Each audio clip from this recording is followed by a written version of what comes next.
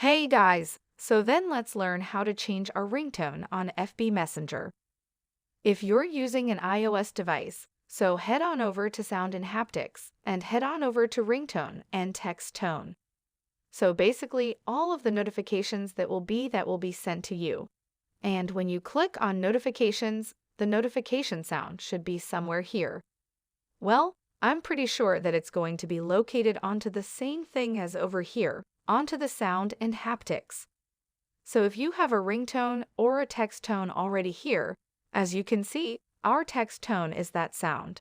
And also our ringtone is this sound. Okay, perfect.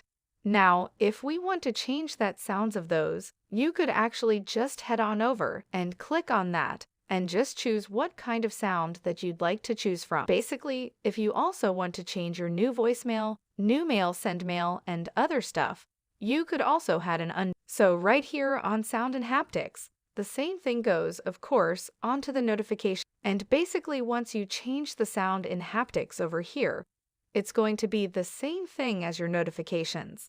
Okay guys, thank you for watching this video. I'll see you guys in the next one. And again, this has been How to Web.